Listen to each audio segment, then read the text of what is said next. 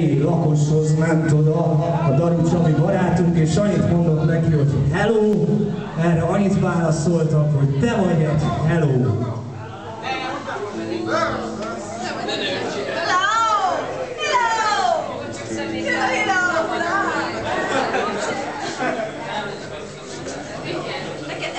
Hát gyerekek, akkor én most iszom meg az unikumot, és egészségetekre.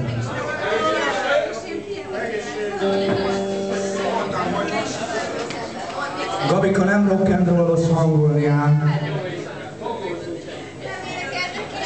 Azt megissza az egészet, pedig direkt azt mondtad, hogy ne ígyünk még, és hagytam. Gabika utolsó koncertjét látjátok a Júliba, tapsoljuk meg, szerintem tök jó volt, nem? Haláltétel búcsú koncertet pedig Budapesten a Dünnárterben október 4-én hétfőn lesz. Egyre jobb, még baján lesz, azt hiszem.